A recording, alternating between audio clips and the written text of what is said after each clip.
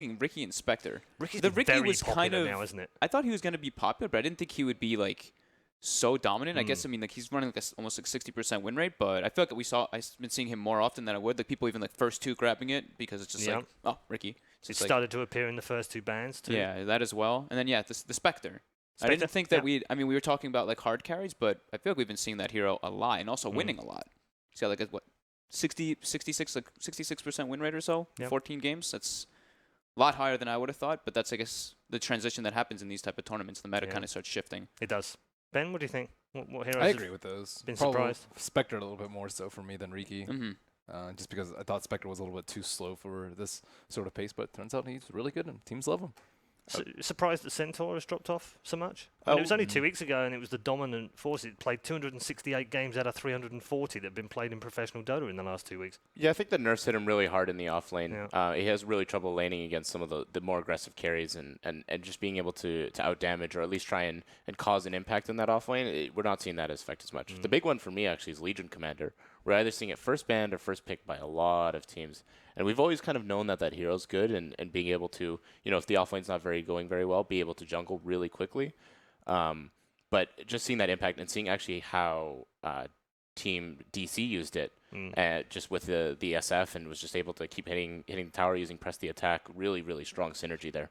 Yeah, that hero's a beast. I mean, one of the best 1v1ers versus like all the like other offlaners. Like that's why I was going to touch on the Centaur as well. Like Centaur, that hero can't really 1v1 versus these new dominant ones like Legion Commander, Omni, Abaddon. Like, how does that hero really lane versus that if they do like put that type of scenario? So, yeah, the Legion Commander, I was kind of, I mean, after DAC, I was like, damn, I was like, this hero is going to be so popular because he was like, I mean, it was just starting to bubble, wasn't it? Something. Yeah, it was just starting to bubble at DAC. It wasn't picked all the time, wasn't banned all the time, but it was just an inkling that teams were starting to figure it out and think, actually, this fits perfectly into our lineup. Yeah, and they were putting it in different roles too. They put it in like the mid and the off lane, so it was leaving some versatility on it. Yeah, very flexible. Good question. Let's take one more. We can fit one more in, I think, before we move on in the show. We've still got plenty of content coming for you as well. There's some features and some interviews with players coming along as well. Our third and final question. Esports are going to the Asian Olympics. Are you excited? I mean, that's pretty cool. I didn't know that. Yeah, it's 2022, I believe. 2022 Asian Games. I don't know how I feel about... As a demonstration sport. Yeah, it's a long time away. What game's going to be there? That's part of the problem. In esports years, that's forever. I mean, a lot of these sports have been established for so long. And that's 6 years away. So what do? You announce Dota 2 today, and then in 6 years from now, we're at Dota 3? Definitely could be a possibility. Who knows, right? Or you announce Counter-Strike and it's no longer played? I don't know. I mean, there's all sorts of things that can happen. I couldn't tell you what's going to happen next year in esports, let alone what's going to happen 6 years from now. I didn't know it was that far away. 2022. We could get what kind of games are we going to see? Yeah, I don't know. And they've only announced esports is going to be a demonstration sport. And I think that shows a level of naivety in itself, in that esports is going to be a demonstration sport. But what esport is going to be a demonstration sport? Is it 1? Is it 5? Is it 10? Is it a games of its own? What is it? So we don't really know any other detail. I think it's positive in terms of mainstream acceptance, legitimacy, I guess. Do we need it? I don't think so. Could also be a complete disaster. That's the problem. It could just be like, wow, this is so bad. Stop being negative, Bolt. I mean, it could happen. It just gets that bad, and they're like, wow, this was a horrible decision. Never again. Yeah, I would hate for it to be a negative, initial reaction from the general public, especially in that appearance. Secret Shop live from the Palace of the Arts in the Ukraine right now. Busy already. It's one of my favorite T-shirts. The one on the right with all the little chibi heroes. You're not having any. You're not having any. What? Got far too many T-shirts already, Ben. Not enough. We spent far too much money at the Secret Shop at TI. Pins galore, no doubt, as well. Yeah. And fans enjoying themselves, which is great to see. I did want to bring that up as well. First CIS major in Kiev. Massive Dota 2 fan base in this region as well. They must be so hyped right now to get this major.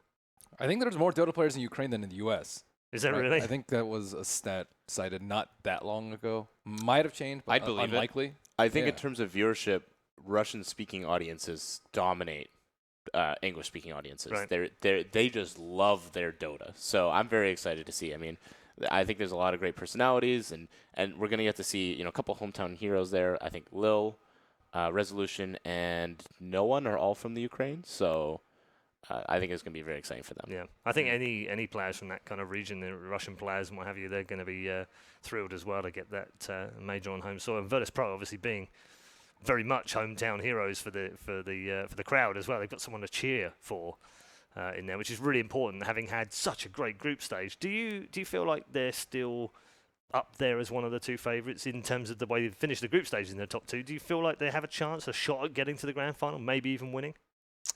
I gotta say, yesterday I did switch my bracket up, and I think I put VP winning. Did you? And in my initial predictions I put IG across the board, but I really liked VP pre-Boston, and then since then they've just been like improving. And I guess the group stage is hard to kind of tell because like the little interview and everything, they were like showing so much diversity. But I think that diversity is key for them because in Boston they were getting a bit predictable, and now it's like, whoa, a bit daunting when you play versus them. Like, what are they really going to run? They've definitely approached this differently, Ben, haven't they? From Boston, where they slipped up and they were the favourites heading into Boston. Everyone said they were playing so well, and there was a lot of expectation, a lot of pressure on them. But now they've changed their style of playing the group stages. They were very free roaming, playing lots of different heroes. Leo admitted they didn't even really play their best strategies yet. So they've got something in the bag still. Is that mind games or is it legit? And if it is legit, does that not make them favourites? I think they were just super cocky in Boston, like just overly cocky. And the teams that they're playing are equally good, if not better, or maybe even slightly worse. But regardless, like cockiness is going to get in the way in Boston. Yeah. And right now they're just playing it cool, which is good. Flying under the radar is always a good thing, Secret also flying a little bit under the radar, not super cocky anymore. It's important. It's simple to say, oh, yeah, just don't be cocky. But when you win everything and everyone thinks you're going to get first place, no, like that's Boston, a good point, things, just too much weight on your shoulders. It gets a big target on your back, too, just to, like, perform with that level. Secret at TI, it's just like all that kind of stuff. I mean, those two teams, they finished top of the groups. And do you think they've learned their lessons from previous events? Hopefully. Yeah. Don't disband. That's great. I think that's also it seems easy. That is really true. But it's like, okay, why did you change your roster? Especially in CIS, we do tend to see like the shuffle of like the players. Like, let's swap Resolution left. Yeah. He's like, I'm tired of this. Stop moving around everywhere. I don't want stability.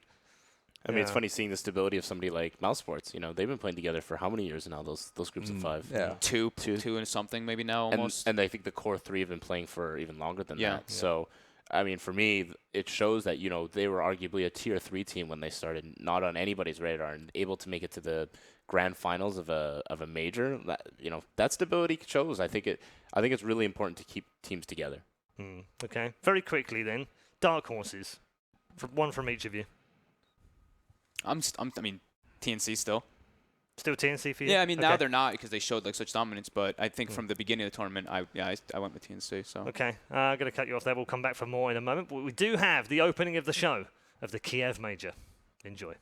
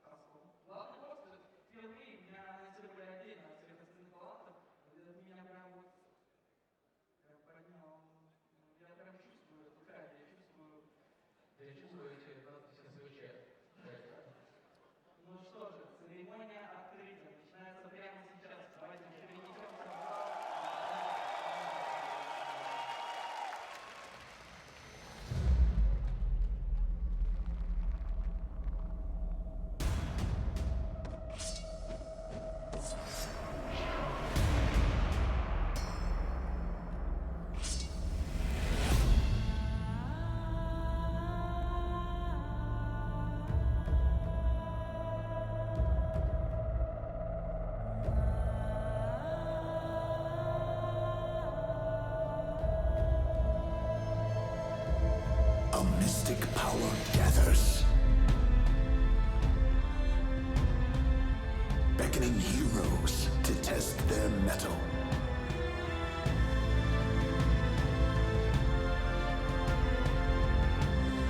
In the moments before the call to battle,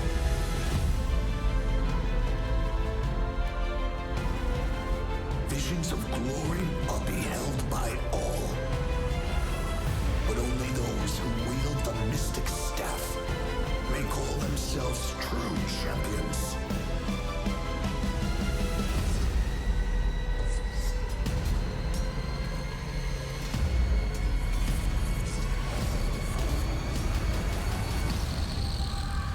the Kiev Major.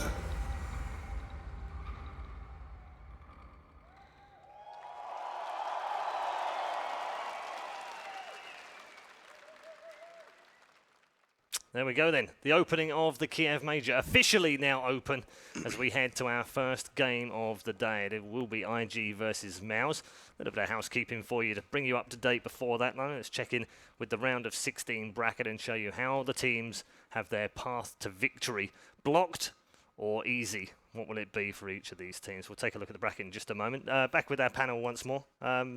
We were talking about dark horses before, and we'll get to see the bracket in a moment. You can see some of the paths. There are some easier paths in here, aren't there? I don't want to be too mean here, but it seems to me like Virtus Pro have a slightly easier road to the semis. Yeah, I would say that. I think we kind of touched on it before. I think it's pretty hard to underestimate IGV, even though they have been having, I would say, like lackluster performance here. Sometimes those guys can just play incredibly well. I would still probably say that VP is going to be pretty handily taking that one myself, but I think that they can have a good showing. But you can say that anyway because you've done it in your bracket predictions.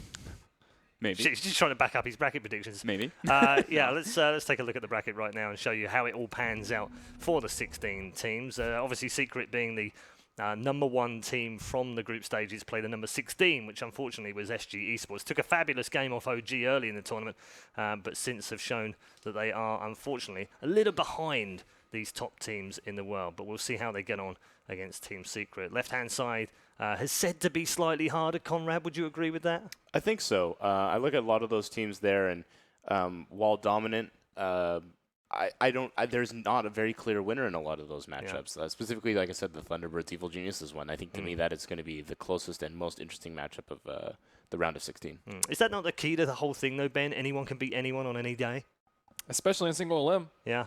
I do agree that this left side is a little bit stronger. Compared to Boston, though, I think it's way more balanced. Yeah, definitely. I think in this particular bracket, I actually think Liquid probably was one of the overseeded teams, I would say. They did face, Faceless, I think, in one of the last matches and had faced probably the worst opponents of anyone in the 2-2 seed. So if they were on the left side and one of the stronger teams were on the right side, I think it would be near 50-50. Okay. Let's show you the schedule for today as well as the next 2 days as well, because we've got 8 matches coming your way, 4 today, 4 tomorrow. We'll start things off with Invictus Gaming versus mousesports. That'll be our first game on the main stage. Liquid will then follow against arch rivals Newbie. That 2016 battle is renewed. Digital Chaos then take on Team VGJ. Very interesting clash of styles between those two teams. Can ROTK take his team to a quarter-final? And then we'll finish the day with the hometown favourites. Virtus Pro will go up against IG Vitality, a very dangerous opponent, despite the fact that they had a very poor group stage. We'll see how they get on in our fourth and final matchup. Of course, the other 4 matches from the round of 16 will be taking place tomorrow. We'll bring you all 4 in a row live from the Palace of the Arts in the Ukraine. Almost time to get into our first game of the day. It is IG going up against mousesports. We'll start with mousesports, gents. Interestingly, having come off the back of such a great Boston, they've done nothing since and given no indication that they can do the same thing again. I'm stretching a little bit here to the gods, but can lightning strike twice? Yeah, potentially. The one thing for me right now, I look at them, they didn't adapt to this new 7.0 patch. That was a big change coming out of the Boston Major. And for me, I like these guys a lot, but I don't know if we're going to be seeing them at the same sort of level that they were, potentially at Boston. And they have to face IG first round. Don't forget. Exactly. Lightning may strike twice for Greeks, but I don't think versus IG. I think this is going to be an extremely difficult matchup for them. I also think that, glancing at least a bit at the way that Mouse is just looking at their drafting, I think that they're kind of living a little bit still in the past. I think toward the end of the group stages, though, they started adjusting a bit more, but they seem to be really locked on like what they were playing previously. They're picking a lot of OD for Thug, like Ember Spirit Safe Lane, just kind of things that we're not really seeing other teams doing, just very different. Okay, Ben? Yeah, I agree. I didn't have high hopes for Mouse going into this event. They didn't really exceed my expectations in the group stage, and I think they have one of the toughest round 1 opponents. IG, you could say, maybe even got a little bit like lower seeded than you would expect. You expect like maybe OG IG to get top seed, and it was VP and Secret instead. But yeah, mousesports first round, not a great matchup at all. Yeah, not just because of the brilliance of IG, but potentially the way they play as well. Yeah. I do think that we saw some weakness from IG in the Baboka targeting in the draft. That Secret exploited during the group stage, so I would give mousesports a slight leg up because of that relative to before. Like if IG had gone undefeated in the group stage, I think it'd be much worse because like, okay, what do you do against IG? How do you ban them? But we actually saw, like, yeah, how do you draft against them was laid out quite plainly, at least in one of the series. I like that you bring up like Baboka as well. Of course, we've been talking about Baboka. Why not? Everybody saw that Baboka. It's amazing. But I'm glad you brought that up because now we have at least one of my favorite matchups is Baboka versus MNT. I think maybe next time was one of like the big powerhouses for mousesports. So now we have one of the, if not the best roaming for support versus one of the old kind of roaming best invis supports, because maybe next time was pretty dominant. Okay, let's introduce you to the teams. They are on their way to the grand stage at the Kiev Major. Defeating the reigning major champions in the process. This roster has reawoken the Burning Beast and the drafting genius of TI5 runner-up Q.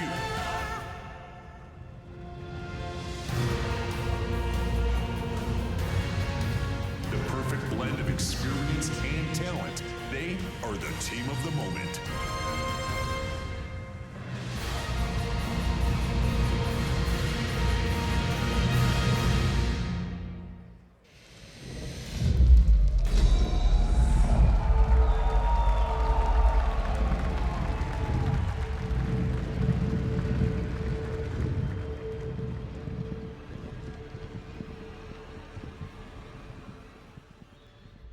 Welcome on stage, Invictus Gaming.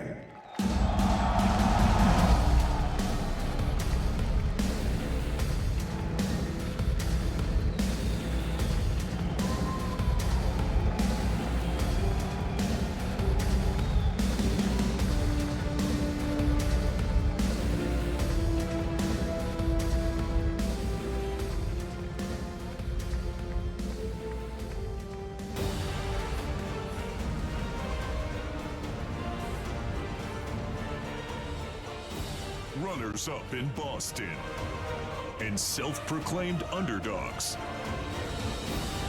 This passionate team of brothers electrified the crowd and have returned to the majors as a direct invite.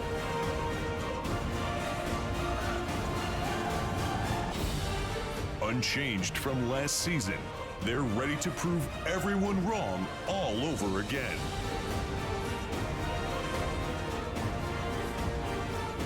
Because in the words of Spartan himself, dogs go high.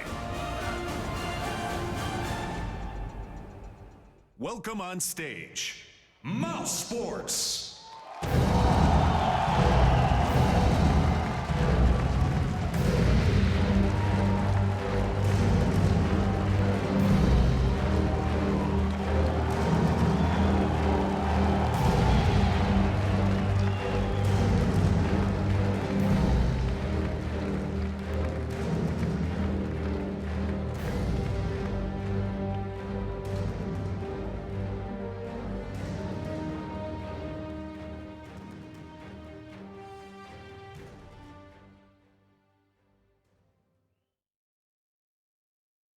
There we go then, both teams about to exchange the pleasantries of handshakes, and the battle will commence. mousesports, of course, second in Boston, looking for a repeat, and in particular, one man looking for a repeat is MNT. Maybe next time, appropriate words perhaps after Boston, but he's also had to prove an awful lot of people wrong, including his own family, and he's done it as well, almost.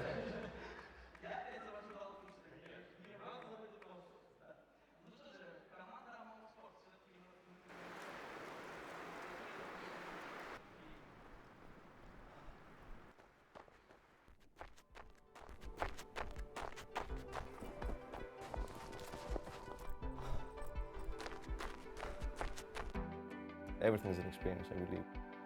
You can learn from everything and everyone, even from a random guy on the street or an old man who can tell you his story. You can learn something if you're open and actually listen.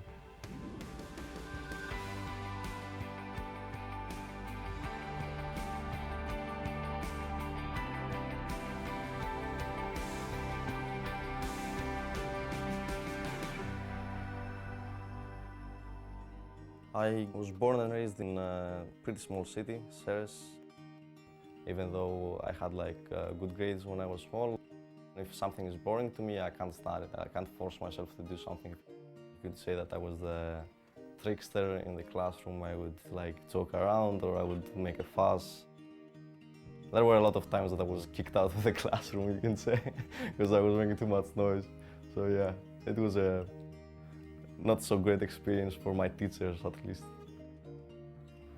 Έχανε ως συνήθως τα μπουφάν του, την τσάντα του από το σχολείο στο σπίτι και πάντα ήταν στον κόσμο του. I was working with my father on our family business. My father owned a shop selling fireplaces. Back in the day, it was like traditionally made with bricks and stone.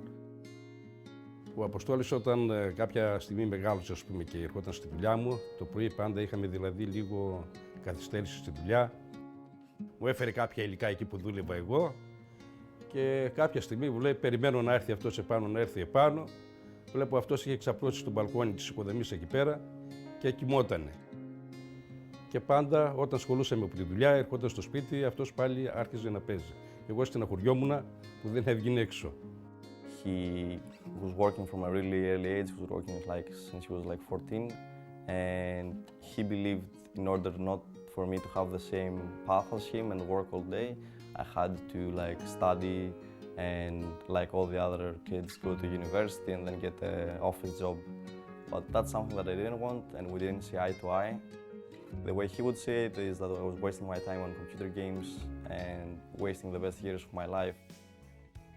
Ο μπαμπάς δεν ήθελε να τον βλέπει καθόλου μπροστά στο κομπιούτερ, ήθελε να τον βλέπει να βγαίνει έξω, να έχει τις παρέες του, να διασκεδάζει, όταν μεγάλωσε βέβαια, και ιδιαιτέρως να διαβάζει για να προχωρήσει.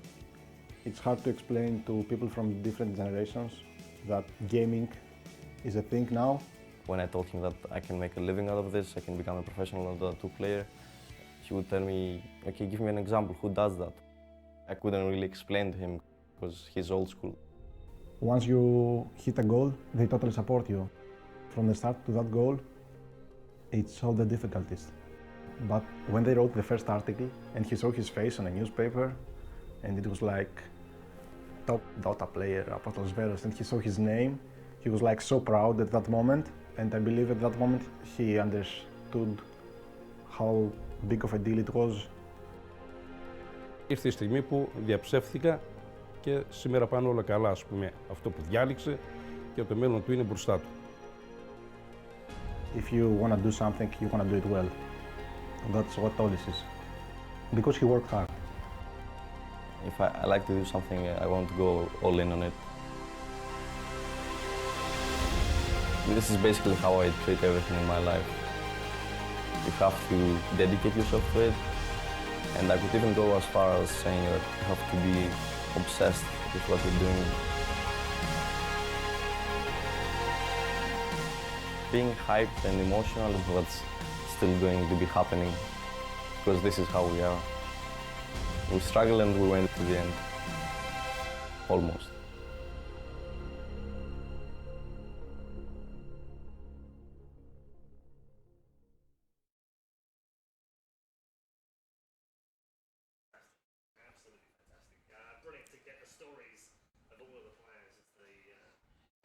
Events. It's interesting as well, Conrad, that's not an unfamiliar story, is it, to many Dota 2 players?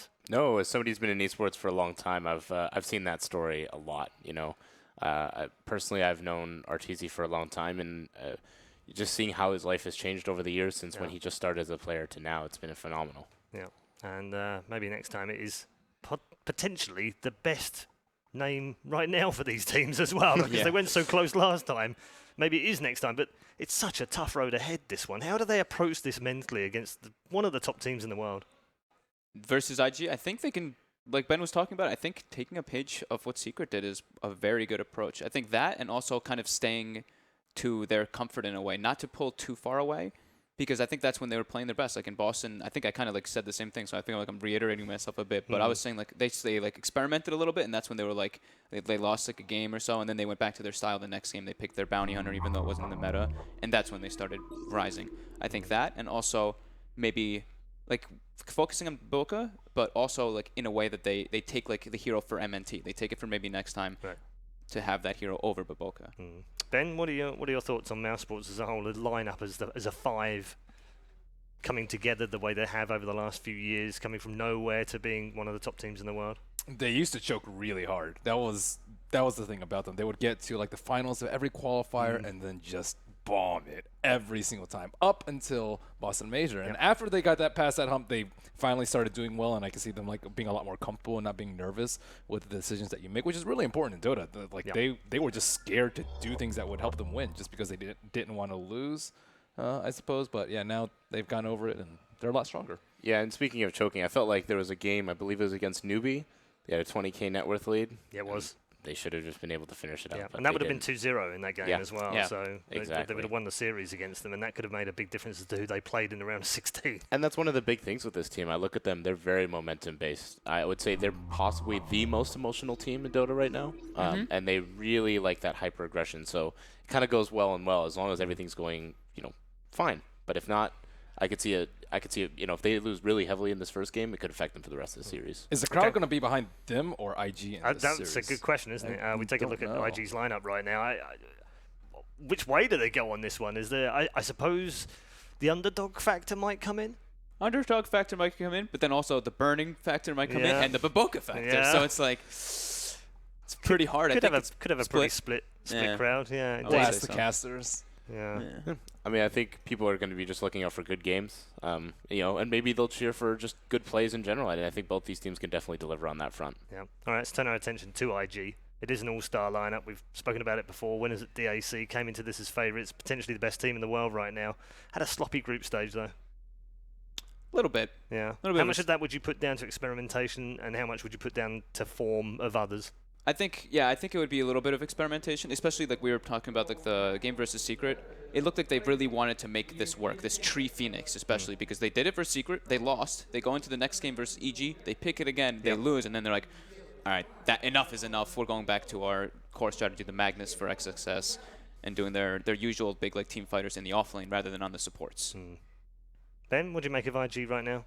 Hard to assess, or do you feel like that this was just a blip in the groups? I think it's really hard because they still play very similar to 7.04, but so many of their heroes that got nerfed, Magnus, Monkey King, Earth Spirit, that's what we knew them for at DAC. And they still kind of have to pick those heroes. They haven't found like super strong replacements, like even their LC game isn't as strong as other teams.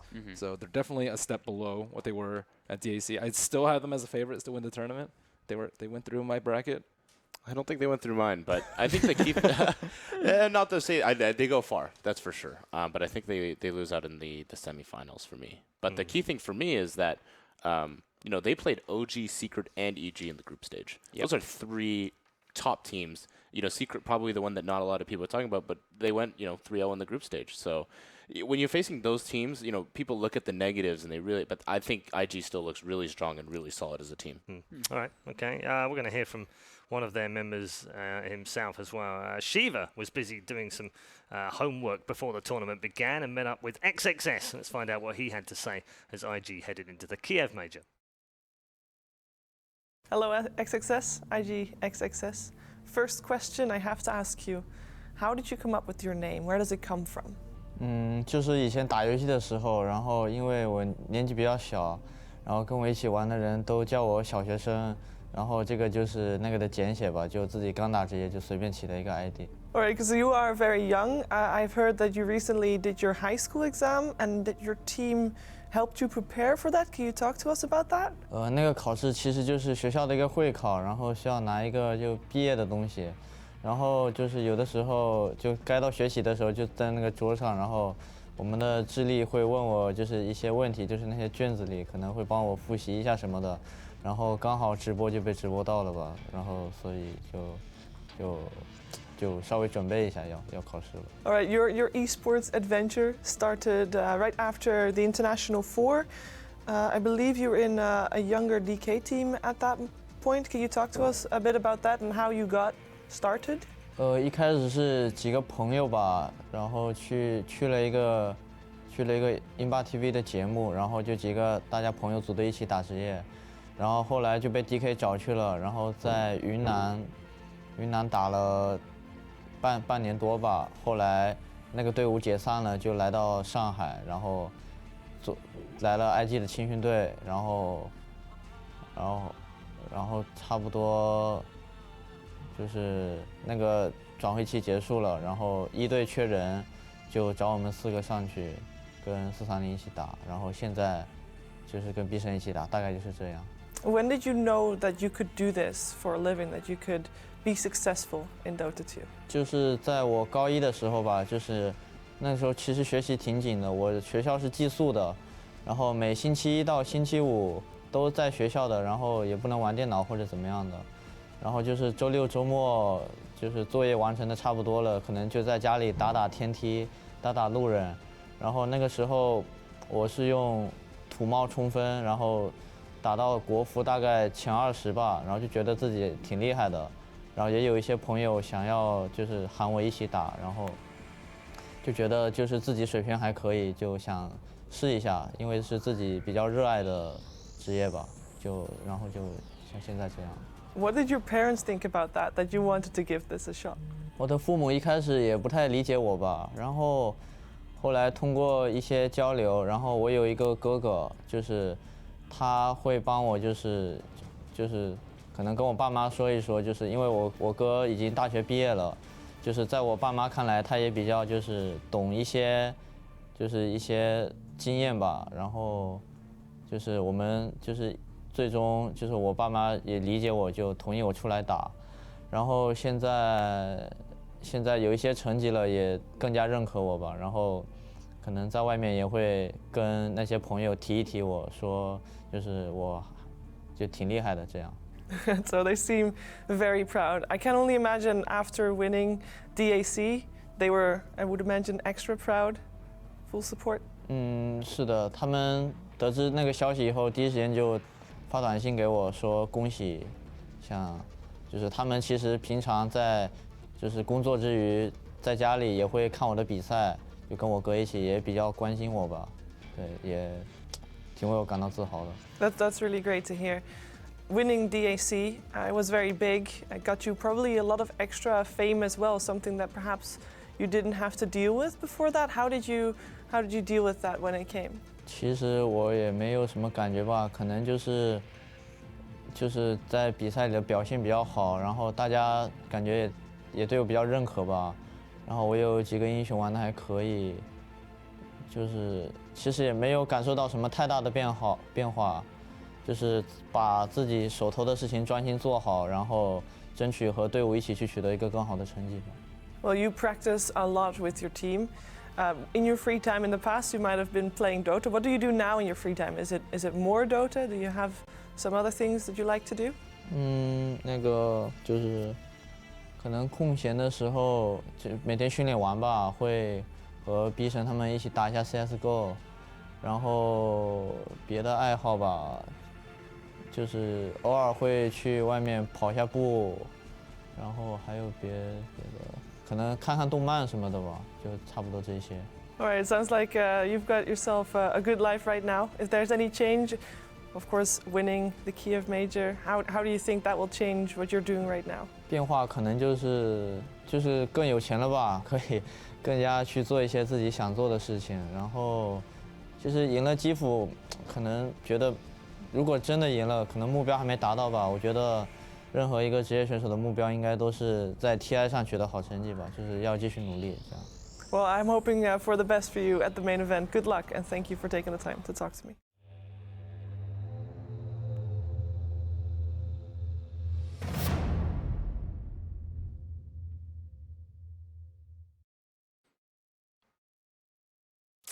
There we go then. XXS giving his words of wisdom and his early part of the career and how IG head into the major. Their focus obviously is longer term. They are focused on winning the international, but it's the Kiev major that's in front of them right now. That's what they're focused on winning, and seemingly in a good mood, nice and relaxed in the booth as well. Fogt, how much does that help?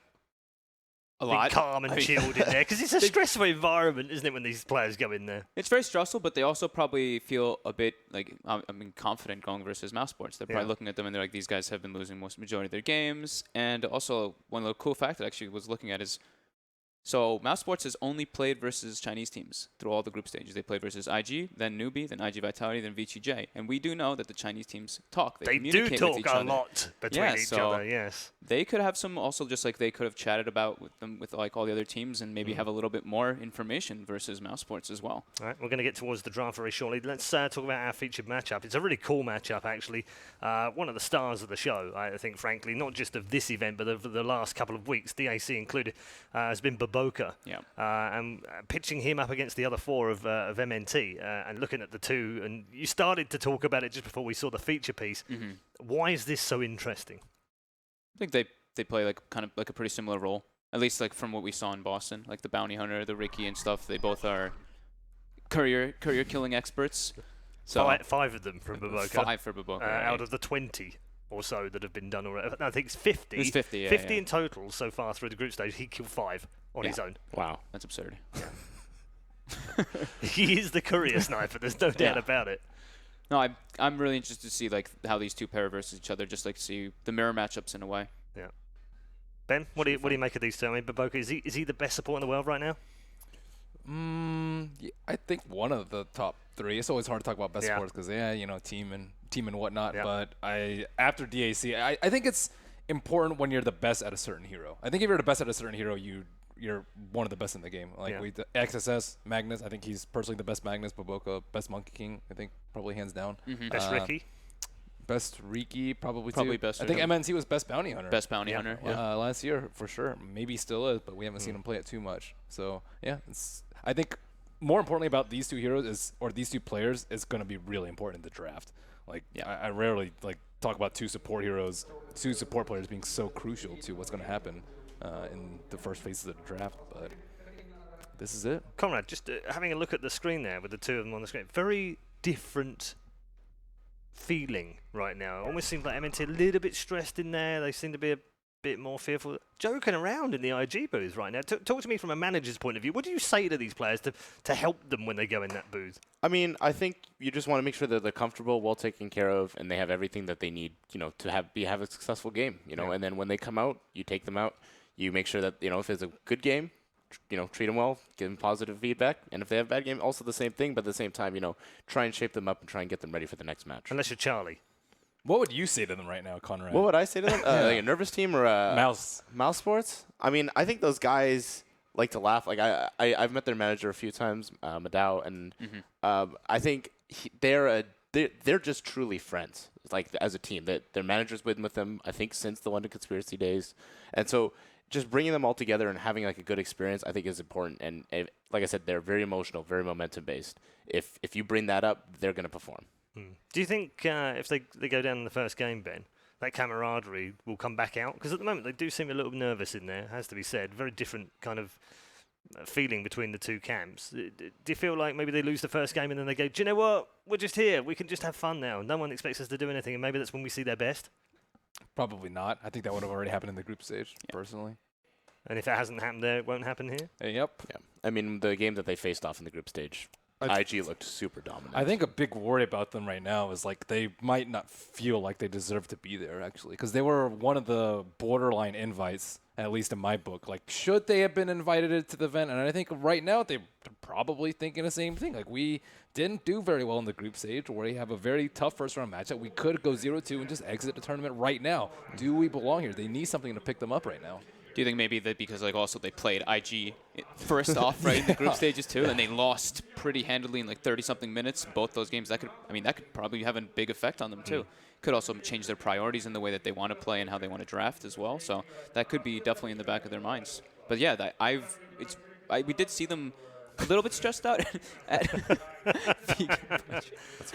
That's good. We did see them a bit stressed out at Boston and stuff, but definitely a bit like more excited. So seeing MNT like that was a little bit concerning for me. He looked very like serious, very like focused and concentrated though. Could be the other way around, of course. Could be that's they've decided to come in very focused like that and change it up a little bit, maybe. Maybe. Yeah. One of the interesting things is that they've also only played Chinese teams through the group stage. So exactly. I wonder if that gives them, a little bit of advantage into the mind of how Chinese teams are thinking right now. I think a lot of teams are on that same current meta, but with how many heroes have been picked, there's a lot of different ways teams can go right now.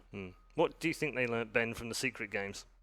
Because M&T and the boys will have looked at that and gone, how could we outdraw? For instance, could we take out the Ricky and the Monkey King and take it away from Baboka? Because when they did that, he didn't look as comfortable as he did on those two heroes. I think they first pick Riki if they can. They ban Monkey King. I think I'd rather have Riki than Monkey King if I were first pick, and I'm maybe next time. I would be too, and also they've been not really liking the hero. They picked it early on in the tournament, and they kind of like phased toward being it like undrafted. It wasn't picked, it wasn't banned from them at all. So I think the big thing you want to get out there is make sure XSS doesn't get his Magnus. Yeah. That's such a comfort pick for him, and it's able to just have a lot of flexibility and provide a lot to that team. The other adjustment I was hoping... They have left that one open. Yeah.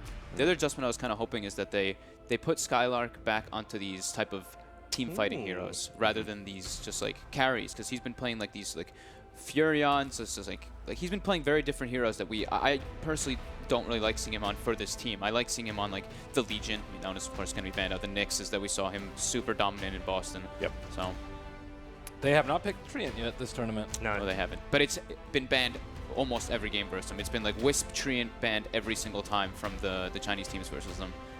And this time IG's leaving both. And they get their Mags. And they get their Jug. Get the Magnus and Sticking to their guns. I think when they could fall back onto these comfort picks, that just allows XSS and Burning to just do what they do best and just get in there. Juggernaut gives them the ability to team fight a little bit. And, I don't know. There's nobody better than XSS Magnus. He just gets in, gets those RPs, and is able to turn around team fights like crazy. It's Mag Jug. I mean, Jug super safe, strong, safe laner versus Trey can break the living armor charges early with the spin. It's really strong. I was going to say, mousesports, I was wondering if they were going to go for the Wisp-type strategy, but since they're actually Tree, they really don't like showing both their supports in the first two. They like to pick one core. Wisp banned and anyway. a support. Oh, and it was banned. Okay, oops. Apologies. Yeah, so they go for the Beastmaster. Vision for the team fight. They just have now they have two Vision games. They're playing a big Vision game already with the Tree and the Beastmaster, and it's a BKB piercing lockdown versus the Jug. Yeah, I'm surprised they would go for this. After already banning out the Monkey King, maybe they're just that afraid of it. Because when you pick these kind of two heroes, you're able to track Monkey King and able to see him in the forest much more easier with those Hawks and the Tree Ant just being able to be invis running around that jungle. Yeah, the fear of Baboka, though. You look at that. I mean, you said Vision. Monkey King or Spirit. They have left the Ricky out there. They did leave the Ricky and the Mag. I guess they hope to ban phase 2. I think they have to. I think, but with Mag, that's the thing. Tree's decent for Ricky, but with Mag, Ricky, Jug, that's like IG's. I think you're worried about the 5-man though coming out from mousesports with the Beastmaster second pick though. That's true. Yeah, I think that's true. Because they didn't go back for the Keeper, right? We've seen them pick Keeper in almost every single game, but this game they're going for a different sort of strategy.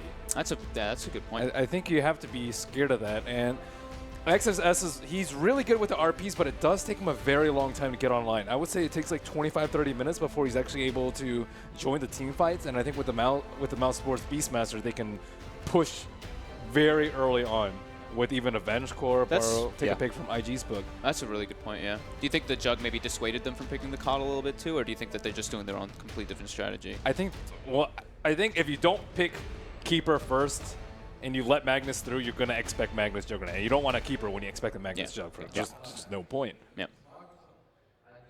Big shout out to the Na'Vi fans in the crowd. Plenty of them in the yellow and black. Not here, of course, at the major, but plenty of their fans are, that's for sure. Into the second phase bans, the Ember being banned out. We've seen this quite a lot, second phase targeted bans at OP. Mm-hmm. Yeah, I think they want to make sure Thug gets kind of a good matchup in the middle. At the same time, oh, sorry. I was looking at IGs and I got them mixed up. It's a little small for me here. But, yeah, there goes the Baboka, the Ricky there. Yeah, that's the safe ban, isn't it? Yeah, I think so. I'm sorry. I would rather ban like Tinker or something, maybe. I don't know. I think targeting OP might be a little bit better, personally. Because I think they can match the roaming of Riki with the Treant Protector. It's not that big of an issue. But I can agree with that. They've left the Lena open, which has been a favoured OP hero. Yeah, Lena's also pretty in good the last too. couple of patches. Played quite a lot of it here already. Slark and the Ursa bans. The Slark, I mean, to give the Mag, to have the Mag try to get a good lane. And then the Ursa, good matchup versus Juggins also. They're one of their like favorite heroes that mousesports likes to run still. Mousesports tends to run the Ursa also when they have something to like boost him in a way, like enable him more. Like they do have like the Roar, they do have like vision and all that for him. They tend to always go for like this like track or something to make him better, but IG goes back for the more standard Crystal Maiden. Very standard IG pick. This is just one of those stock picks that does so well. You know, being able to provide the Arcane Aura to give you mana. One of Magnus's problems was with the big nerf is that he ended up having a lot of mana problems, and now this Crystal Maiden hero is going to be able to provide everything he needs to get online and be powerful. And the D-push factor. So now they have like the mana region, so they can D-push if there is going to be that big heavy push lineup, and they have 2 like spammable nukes with the Nova and the Shockwave. What's Baboka going to play though? That's a good question. No Earth Spirit, no Monkey, no Ricky. Rubik? I would imagine something that would benefit one of those melee heroes that would benefit, but I can't think of anything really. The Ogre could work because it's the Bloodlust combo. But most of his are gone, and we saw the Pudge that he played, and he didn't really have the greatest time. A lackluster game. But it was a very lackluster game. I don't know if that was just the game itself, but I mean, you don't pick that hero without having somebody who's confident with it. So I'm wondering if maybe that they've experimented and tried it a lot, just that game didn't end up being very effective. Maybe Slardar. I think Slardar's fine too. Slardar could definitely work. Oh, they go for the bounty themselves, so they go for their own type of vision game. It's funny, mousesports has these instant picks. I feel like they have a very clear idea of how they want to move forward. I think they both do as well. Mousesports very quick in there with that Timber. That was an insta lock. That was I'm like, Timber, though. We don't care what you're going to pick. You pick Bounty Hunter, we don't care. We're locking Timbersaw. With Beastmaster and stuff, too, like, they don't have anyone who really benefits from the aura at all right now. They don't really have a push-type lineup either. It's not a great lane matchup but for anyone. But if you look at Invictus Gaming, they don't really have a lockdown for that Timber. If that Timber RP, baby. I mean, one ultimate, 120 seconds, it ends up being a little Even rough. Frostbite's pretty bad. Frostbite's pretty good. Timbersaw And they have pretty high magic burst already, too, with Shuriken Toss, Nova, Shockwave onto a Timbersaw. But if they think that Timbersaw can get out of control really quickly, I find IG's going to have some trouble I think Timbersaw has a lot more value when you know you're going to be in a good lane, though. Are they going to safe lane Timbersaw? Unlikely with a disruptor on the team. See how fast they're I like the laner ban. They feel like they really know what they want to go into in this game. I'm wondering, their old coach is actually one of their former players. They've got 2 minutes and 8 of reserve time on the 5th pick. Yeah. Like, I'm sure Knoxville somewhere is busy scurrying around trying to find out whether that's a record or a major. It's an absurd amount of time remaining. Yeah. No, now they have a lot of time to utilize this last pick and really think about those sort of matchups. Yeah. The OP Lena banned out. They got an opportunity to do that, which is good. They're going to go for the TA. Yeah, so now their lanes are revealed. Yeah. This is a very interesting draft from mousesports. So OP Interesting play is definitely the word. What else does OP play, man? What does OP play? His Tinker's the Lena, the Ember's gone. The Tinker's pretty good. SF, Storm. He's played both. Those aren't good matchups though versus TA. Not really, no. Yeah. He's going to have to find Ember something would have a been little really bit different. good. Yeah, Ember would have been great. That's why the Ember went in the second phase. That's the thing. I wonder if they came into this with a very strict It does plan. seem like that, doesn't SF. it? Yeah, okay, so they're going to go for a safer SF. Tough matchup, but they will have the bounty at least in the lane, like kind of to help out the SF to enable, and he gets the Crystal Maiden aura too, and maybe like an Empower or two from XXS. And if you use, the Orb of Venom, now that takes off refraction charges, right? So it does not. No. Oh, does not. My mistake then. It's okay. Right then. Prediction time. Time to put the men keep on the the camera spot. on Conrad. Yeah, let's keep it on Conrad. Right in the face. I was wondering. I probably instilled that. I think I instilled that into him because I discussed it when we were in the other room. And Stop we were stalling. Wrong, so. Yeah. Stop stalling. It is time for predictions. You know what? Conrad. I'm going to have to go with Invictus Gaming. They got that really core too, the Magnus and the Juggernaut, and I think those two are going to get out of control this game. Okay, IG for Conrad. IG for me. Predict them as #1 in the tournament. In my compendium predictions, I'm sticking by it. Okay. Fog can be fairly okay because neither of his teams are playing right now. Yeah, IG, definitely. I Gonna think go they with have a IG much as well? stronger lineup. I didn't really understand the Timbersaw pick. So all three of you going for IG. Yeah. Interesting. No believers here. 3 picks out of 3 for Invictus Gaming in the opening game of our round of 16, as you can see at the bottom of your screen. All have gone for Invictus Gaming. Where's the mousesports belief? The underdog. Let's find out whether they've got it in them to come off and pull off another shock result here, this time in the Kiev Major. They've done it at Boston. Can they do it again? Let's head over to our commentary team, live from the Palace of the Arts for the Kiev Major Game 1. Groups, apart from maybe a bit shaky against Secret overall, I would say, in their series, but they still will be difficult to deal with, I think, here for Mouse. We're going to see how it What do you goes think down. about, like playstyle-wise, what do you think that Mouse has brought so far to the group stage that hasn't really, what do you think specifically that hasn't gone right for them? You know, like, what is it about Mouse that just doesn't seem to be clicking anymore? I don't know. I'm not sure their drafting has been as sharp necessarily as other teams. Obviously, I think the game that is worth coming back to is the game against Newbie, the third game, which actually decided Mouse's seeding to being a 1-3 team instead of a 2-2 team. The matchup that they had against Newbie, they had a 20K lead at 25 minutes or something like that, a huge advantage, and they managed to throw that away. It's a bit worrying if you're a team that wants to place high and you don't close out games that are easy for you, because then if you don't have the best start, can you pull through against a team like IG in the mid game? In this game, going to be interesting to see. I feel like draft-wise, this is very different from Mouse compared to IG, who are more stable. Yeah, I mean, we had a very standard opening for IG, right? Like a Juggernaut Magnus. Like, what more could you want? You have an SF mid, pretty standard supports for the most part. But mousesports, I had a chance to talk to Spartan. He said, hey, we're going to bring something a little different to the main stage because obviously what we're doing isn't really working out for us. So this could be what they need, right? A change up in a draft, something that is unexpected, something that IG are not maybe going to be used to, especially considering the fact that it's kind of looking like this draft is a very mid-game focused and maybe very fight-heavy. It could be that this is a little bit more aggression than IG is used to. An early glimpse is going to be able to pull back Q. Mousesports setting themselves up for an early potential first blood. Q's going to try and ease his way through the trees, but a swing from maybe next time. Finishes him up, and Burning can do nothing to stop it. Great start for Mouse. Looks like it maybe caught IG a bit off guard that this was an aggressive opening as far as, I don't know if they're going to play it as a full tri-lane, but they definitely started 3 heroes in the bottom. Looking now at Madara versus XXS. This is a great matchup for the Timbersaw. Wins against most melee strength heroes. I think the lane to watch for now, though, will probably be mid, since Baboka will be putting a lot of pressure here on Thug. And this matchup, Shadowfiend versus TA, is not like it was a couple of years ago, or maybe even just 1 year ago. I'd say Shadowfiend fares a lot better in this matchup now than he did back then. And with the help of the Bounty Hunter, this could be a lane that mousesports will be forced to help out. So potentially we have maybe 2 of the 3 lanes being won by mousesports, but that mid lane is going to be the one that suffers the most. You could already see the aggression that's coming out from Mouse, trying to threaten Burning as much as possible.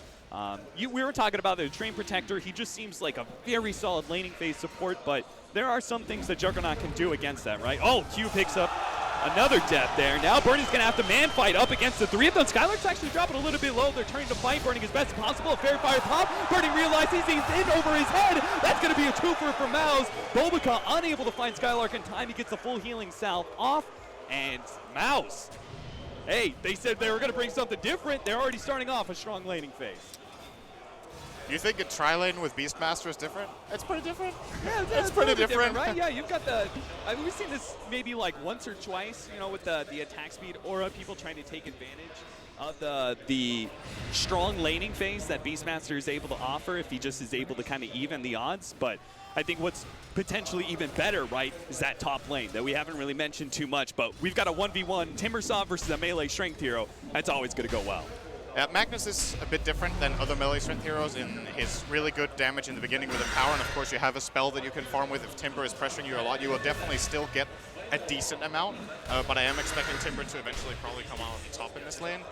Do want to mention as well, by the way, this bottom lane, great play from Skylark, baiting in and then ultimately having the Fairy Fire. It's an item we almost never see used anymore. Skylark is probably the biggest fan of this item in the entire competitive Dota 2 scene. I feel like he buys it significantly more than even the second most purchased from any player.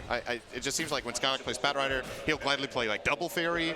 In this game, he's playing a single one on Beast. Oh, need to be careful down here. Do you think he just puts a lot of focus on winning that like one little fight, right? Yes. As an offlaner, if you can win that one fight, the lane is kind of won for you because you get boots and everything from there. But So the Fairy Fire is giving you that little bit of lopsided offense. Yeah, he plays a bait basically in a lot of the games. That's why it's so good on Batrider, because when Batrider starts dropping low and you think you have him, if he just survives that little bit longer with Firefly and Napalm running, you might turn it into a kill. Can completely change the entire pace of the early game if Batrider gets a good start. And in this case with the Beastmaster, pretty sure he would have died there to Burning if not for the Fairy Fire. And as mentioned, if there's an item that kind of falls out of favor and people don't run it, it's not as active in your, you don't have the presence of mind all the time to think about these things, and it's just not something you're paying too much attention to. Now, you said this lane is going to be a bit easier for SF than it was from the past, and he had a great start thanks to the Bounty Hunter. You could see it in the CS that currently OP is sitting a bit above Thug, but the other two lanes are currently being won by Mouse, so it kind of evens out. You can see Mouse are really trying to use the pulse as much as possible. The Timbersaw pushing himself forward against the Magnus and then operating on that hard camp pull, trying to deny as much experience and gold away from that Magnus, and we saw the same thing from their aggro tri-lane as well. This is looking surprisingly good for Magnus, though. I don't know if this is expected to happen when Timber especially has the safe lane. Yeah. I think a lot of Timbersaws in this position would do something else than what Madara has done in this game. They would go for maybe an Orb of Venom and just run at the Magnus, hit him, keep using your Whirling Death and try to zone him away. But they're taking a bit more of a farming approach. Magnus obviously has the Shrine advantage. He's going to activate that just now and head back up to the lane. But Madara seems to be getting a little bit of an experience lead now. The CS is even, but he has the deny advantage on the Mag, and Mag's actually retreating to the jungle for now. Maybe just a bit of efficiency since he's already there from the Shrine. Picks up the Bounty Rune as well. I think this... don't know if this is worth it overall. It looks pretty close, actually. It's fairly even. Burning. Not going to be caught inside that static field. Did have the spin anyway, so now they're actually going to try and go on to Skylark here. Maybe next time's going to come in, but it looks like Skylark dropping low. That stun comes in for the Treant Protector is just enough to give Skylark the space to be able to escape. Maybe next time is quite low, though, and he's trying to hide himself into the trees. He is going to be able to get away from Bobacut just in time. So IG, their defensive tri-lane, is beginning to strike back, but hasn't yet managed to pick up a score, and Mouse, they still had that offlane trying to work off of, so this is going to go bad for IG. I'm surprised to see maybe next time going for this point in living armor. Felt pretty useless there as well. You know, you just get immediately removed by the Juggernaut. But so is Leech Seed against Jug, right? On the Jugger, but on every other hero, the Leech Seed gives them kill potential. Maybe the read here from Mouse is that IG will not be out of position on any of the other heroes, so the opportunity won't present itself. Just maybe showing some respect to the support players in IG an in that awkward sense. space. Maybe next time set up a trap. They are going to be able to slow him down. He doesn't have that Leech Seed, though. Now he picks it up. Just picked up his level 3 off the neutrals. Perfect timing. Skylark's here with the slow from the boars, and that'll make it an easy 4 kills in the first 6 minutes of the game. With their courier here. Treant's bash does work on it. It's obviously a very short duration on level 1, but we're probably going to see them send it down through the tree line. Actually not paying attention to it at all, but Mouse... Oh, there we go. But Mouse are not going for it now, so... Still, great early laning stage from mousesports. I feel like their lineup to an extent maybe needs it. As far as the team fight potential goes, they do have obviously the Overgrowth and the Static Storm, but I would say, you know, as far as AoE lockdown goes, Overgrowth falls off pretty quickly actually against heroes like Juggernaut and Shadow Fiend that both want to buy either Manta or BKB. Right. So you have to get off to a good laning stage, and so far so good for them. Forced out the spin. Burning, only able to pick up one of those boars, is now going to be locked inside the static field, but they're going to battle it back, putting some damage onto Skylark to make sure he cannot threaten Burning's life. Now, our Magnus actually not leveling RP at level 6 is so far trying to get himself as much laning phase as possible. For me, I thought because the defensive tri-lane of IG was suffering, we might see an early rotation from XXS and try and do something. But do you think Magnus just isn't that kind of hero? It's not a Clockwork or something like that that is able to offset an aggro tri-lane and needs to focus more on farming? I definitely think it's a possibility. It just seems like IG are pretty comfortable with their safe lane right now. They know Burning isn't getting full free farm, but the breed is probably, you know, XXS is having a decent time at the very least.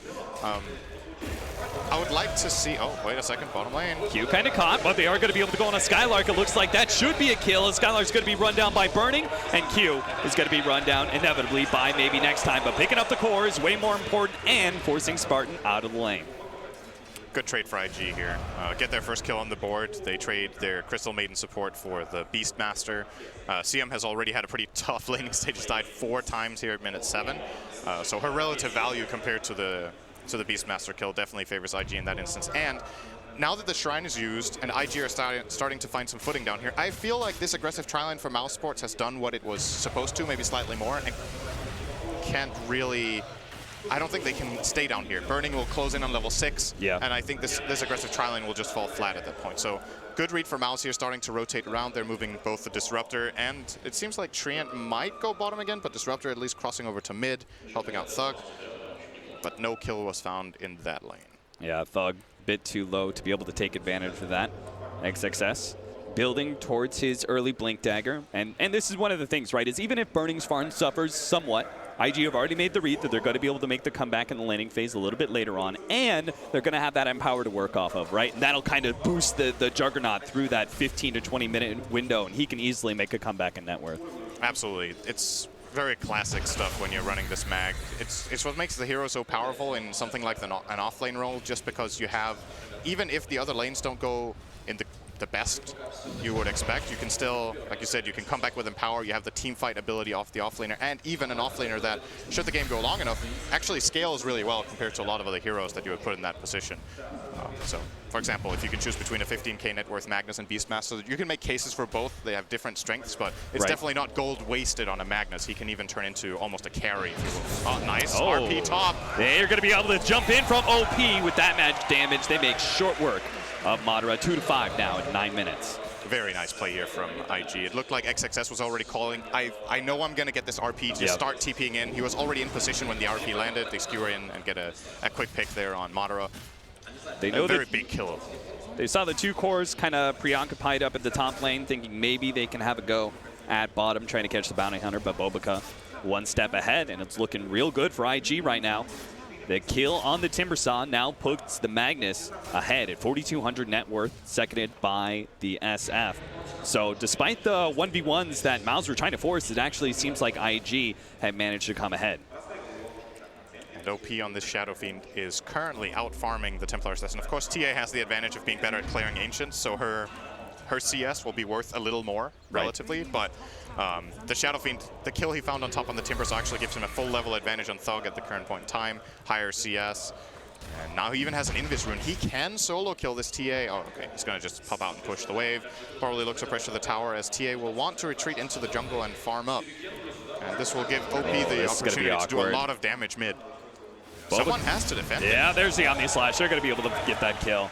I thought maybe Bobica would be able to get the kill on the TA, but Thug making sure he's not caught. Nice Static Storm, Static Field combination. They're going to be able to catch him inside of that one. Should be able to blow him up. OP trying to get whatever damage he can, but his Death Requiem will not be enough to bring Thug down. That is the first reveal of the Static Storm, and probably the highest value kill they could find on the map. This is clearly better than killing the Juggernaut. Not only do you kill the Shadow Fiend, but your mid-hero TA is involved in it, and as a result, Thug is pretty much neck and neck now with OP. Take a knockdown on his souls as well, and that's going to make it harder for the SF, right? Dealing with that TA. What we're seeing right now as well is one of the really big advantages of Safe Lane Timbersaw, just constant pressure on the tower. You can think a bit of it as a Dragon Knight in the sense that, you know, if you leave the lane, he will just keep pushing and he won't stop until the tower falls. Just because he can tank it himself with reactive armor. Maybe they want to go for a skewer, not going to happen. Well, Bobica's there to be able to slow him down, so they're going to try. They won't have the skewer backwards, but they'll stop his Timber Chain. Double nuke from OP, finish him off. That was a really, really well executed kill. I thought he got far enough away with that Timber Chain, but of course, only level 1. Can't travel too far, can't travel too fast. And talking about that chip damage you referred to from the Timbersaw, right? How he inevitably takes his tower in 1v1s. That is one thing that IG will not be able to play off of, right? Because big factor in this Tree Protector. Do you think that's one of the many reasons that we're seeing so much tree is that there seem to be a little bit more focus on split pushing and, you know, kind of chipping away at towers rather than these 5-man pushes. Did you see that? No, I missed it. What happened? Burning just casually ran by a tree and quelled it, and that was the one MNT was next to, so he lost his invis and couldn't match. Oh well, unfortunate. Oh yeah, but I agree for sure. Like the living armor is a really big deal. Defending towers has been a big part of Dota for as long as I can remember. It's becoming more and more important, I would say, over the last 2 years. Like, teams are putting way more emphasis on not losing map control. So a hero that can protect the towers is absolutely great. And yeah, I would say overall, with the changes to towers or with how they get armor with heroes nearby, etc., it's a lot harder to knock them down, and split pushing especially is way less effective against this living armor. Most Treants, however, we do see max Nature's Guise first. It's really important, and as a result, living armor comes quite a bit later. So there is a window right now for IG where they could maybe try to group up their Juggernaut and Shadowfiend in the lane and push a tower. If they can make like one quick rotation and kill a core, that could turn into a tower kill in mid, for example. And that would be the most important tower bounty they could possibly get, right? It's like IG, they've given up their side lane towers, and that's okay for the time being, but you've got to put some emphasis on defending your mid tower, right? Yes. You can't really keep giving up map control. As far as IG go, they have some key items that are now available. The Magnus Blink Dagger and the Shadowfiend Shadowblade is coming up in 200 gold. I think that's the spike they're looking for, where they want to make plays. Oh, Madara is in trouble again. Round 3. They've got the magic damage, but the Static Storm catches them. Spartan lays the trap. Madara is the bait. They're going to be able to collect 2 off of that one, but it might be too much. With Burning here, he bounced over to Spartan, trying to run down Madara. Will be able to get him with the spin, though. And so that ends up being a 1-for-2 exchange. Well played by Spartan. And Madara kind of leading that whole entire trap up. But IG, they did bring the forces necessary to still kill that ever-present Timbersaw. At the same time, though, it still ends up being a 2-for-1. Skylark is pushing out the bottom lane. This is one of the strengths of Beastmaster, is his constant pressure. That's why we see them often going for this Vladimir's build-up just to be able to push. Oh, Dust from MNT, not going to connect on the bounty. But it's very clear that IG are being pressured really hard in this game. Like they always seem to be on the defending side with their lanes being shoved in. And until they start finding their own openings, I see Mouse just having better control of the map. It's time for the Shadowblade of Shadowfiend to maybe connect with an RP that they still have. They didn't use that for the Timber kill, which is very important. Right. This is a key cooldown right now. I, once again, would really like to see some sort of mid-play come out. No smoke has been used, though. And big benefit of Treant and Bounty Hunter, both exceptional at warding. Just look at how much vision Mouse have in the Radiant jungle right now because of this Treant, and vice versa. In the Dire jungle, there's 2 good aggressive wards coming out from the Bounty Hunter. So they might have been able to. Here comes the push, man. Yeah. And this is just not going to be defended in time by Mouse. So a big objective pickup for IG, being able to bully down that mid tower before the living armor. This is really hurting their tower. Skylark is taking 2/3 of a tower so far, just standing next to the creepway with his aura, so he's not exposing himself. These 2 boars are dealing really significant damage. He almost took a full tower while they were mid. Yeah, they are still giving that one up, though, because they actually smoke up as a 3-man and rotate upwards. It just feels really obvious, this smoke, right? Yeah. You have a Beastmaster who almost took a full tower bottom. You know IG just took the tier 1 mid, and you can see mousesports are just avoiding them at every turn. Yeah, there's only 2 ways this rotation is going to work, and that kind of smoke, maybe they go bottom, try and catch Skylark, but they've already known. Like, they've got the scouting heroes set in position to be able to intercept that smoke if they did get close. So they knew if nobody's popping that smoke in the bottom lane, that's got to be top. And they avoid it entirely, take the tier 2 at bottom lane. There is still that mid tower, and you could see Spartan wants to make a play for it now. Let's see if they can get a flank play here. Treant is trying to move up on the left. This is actually... Mouse have a really good grip on the Radiant jungle, excuse me. Again, these aggressive wards are doing so much work. There is 1 defensive ward in the Radiant jungle, so they have a bit of information and know that Mouse are going for this, but I don't know if IG feel like they're set up to take this fight. Juggernaut is not in position just yet. He can TP in, but then he'll only have 1 spell. Actually, he has a 1. He has enough mana. Mouse are already in a great position. Oh. XXS.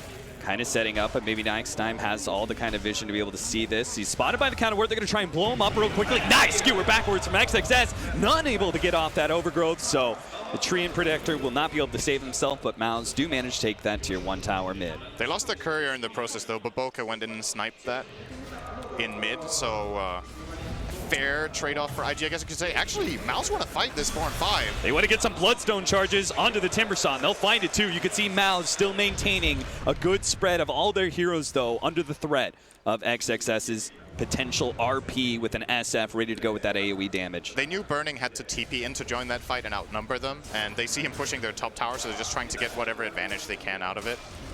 Do get that kill on Q. Now, the next objective has got to be Roshan, right, for Mouse. Tier 2s are going to be a little bit difficult to continue to push down, and they've created a lot of map control by taking away all those outer towers.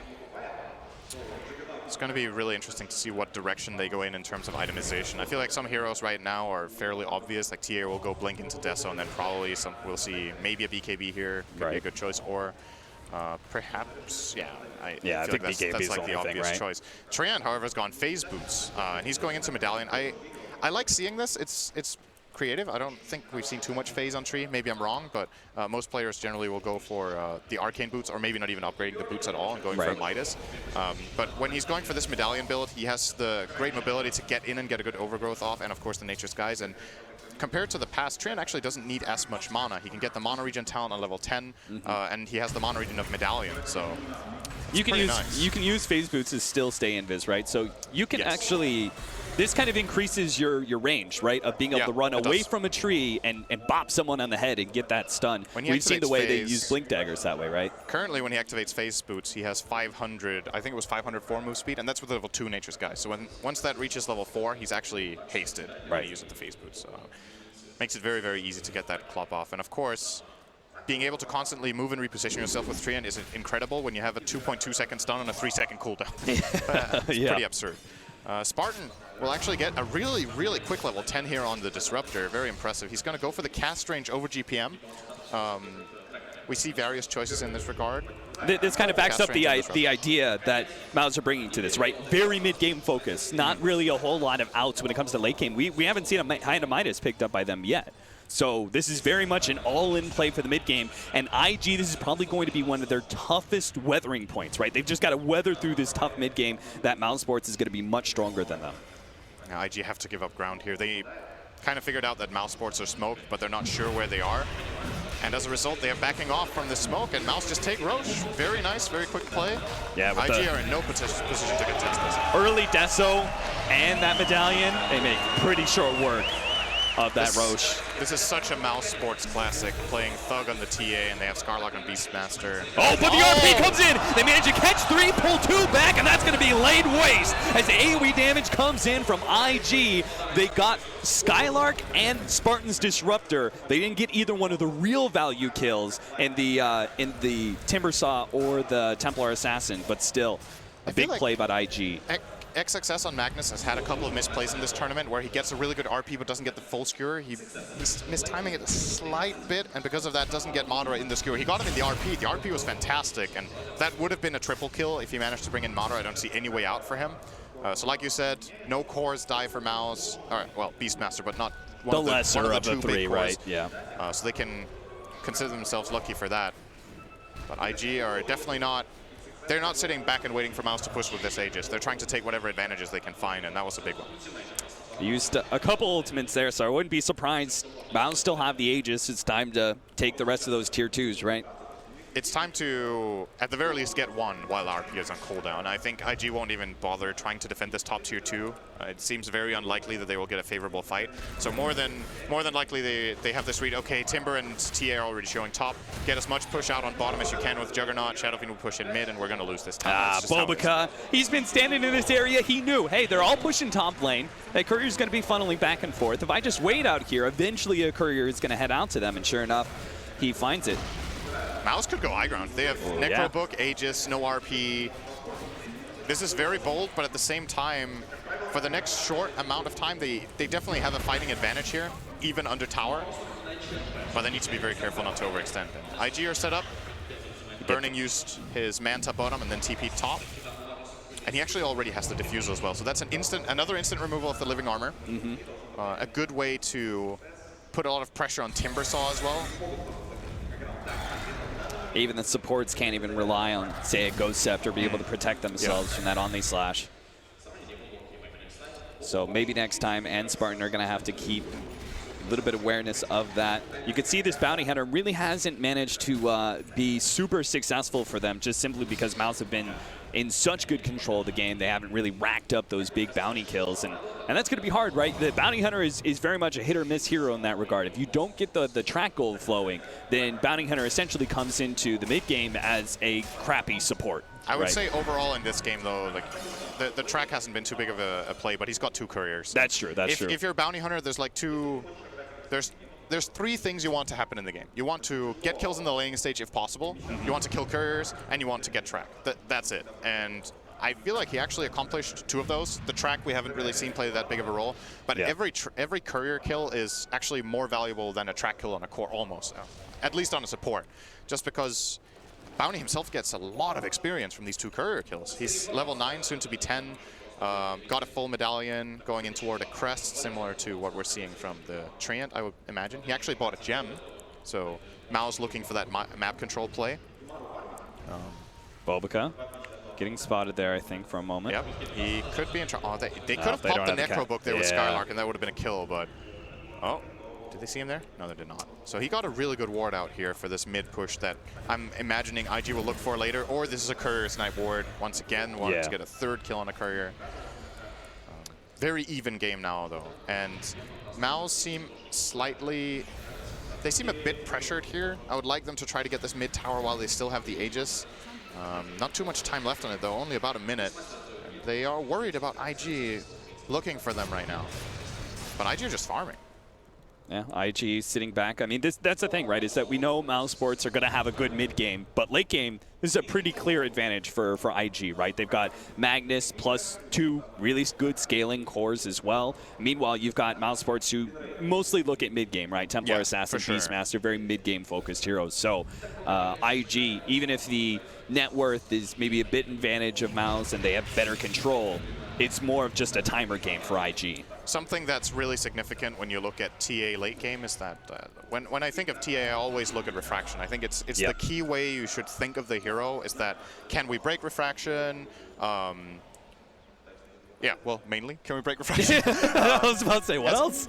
Okay, so there's 2 ways, right? The one way is the classic way of picking abilities that deal damage over time, like Juggernaut's Blade Fury. Right. But once you get later on in the game, you need to have heroes that can get through it through BKB. That's when TA generally hits a really big spike because your common counter picks fall off. Like any of those damage over time abilities won't pierce. But what IG do have later in the game is they have 2 Manta carriers. Both Juggernaut and Shadow Fiend now are closing it, or Juggernaut already has it. Shadow Fiend is opting for this Manta style over, for example, a Silver Age against the Timber. He finds it more important that he can get out of Overgrowth and that he can hit TA. So even with this refraction talent that will inevitably come in at 25 if he... I'm imagining we will get a 25 TA this game. Yeah. You have very, very quick ways of getting rid of that refraction. And that makes sense to me, right? Is that it's a classic IG are core playing? Counter. It's going to be a high ground game, right? Yeah. Like they're going to have to play for high ground defense here. Oh, OP with his invis going to pop out, try and blow up Spartan, but they do manage to get the Primal Roar off. Spartan's going to be blown up by the Omni Slash as the BKB and Omni Slash used, but they want to be able to find more. There goes the Overgrowth, immediately manted out, going to be able to run down Skylark pretty easily. Maybe next time it's an extra kill, and IG pick up 3+2, I believe, track kills off of that one. And more importantly, they outlast the Aegis. Aegis managed to yield almost no advantage. They will get a lot of map control out of these kills. The bottom tier 1 tower is surely destined to fall here. Treant is not alive with Overgrowth or with Living Armor, but now when he comes up, there's still too long time on Beastmaster in the map. Just they aren't in a position to try to defend this. And this is one of the issues that mousesports lineup has. If they are not the ones engaging and they just get jumped on, it's a lot harder to execute their team fight. Like without a good Static Storm, they don't have the control. Only Overgrowth, but there's the Manta and the BKB to play into.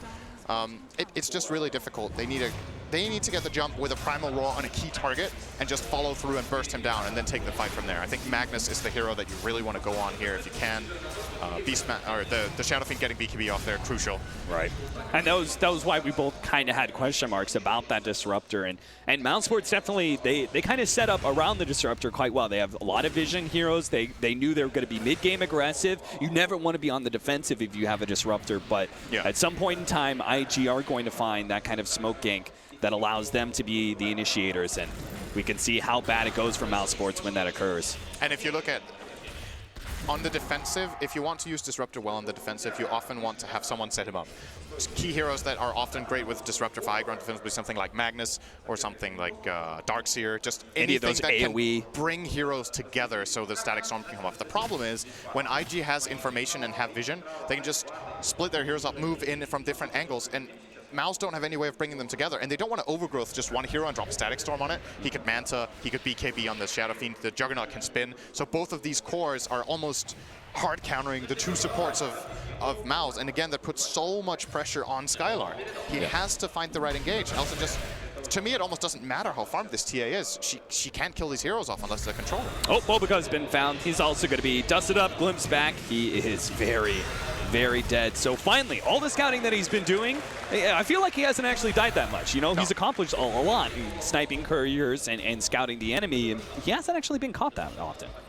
And it's interesting because you have, arguably in this game, 2 of the top 3 Invis support players in the world. I think maybe next time and Boboka both are exceptional at playing this kind of style. So you would think that Mouse, by virtue of having maybe next time, would have perhaps better reads on bounty hunter movement, the courier snipes and everything, but Boboka has been very successful, I think. Where's the early gem? Do you think this is not like something that mousesports, well, they've got it now. I feel like they only just got that recently, right? They had it on Treant a couple minutes ago, and then he died in the fight. But I don't know how they brought it back, but they did manage to save it. Now they've put it on. They put it on the Beastmaster. I think they bought it while they had Aegis, and they wanted to really try to control the map, but they just didn't find the opportunity that they were looking for. I think it's the right approach. Like you were saying, their lineup needs to win in the mid game. You have to play whatever advantages you have.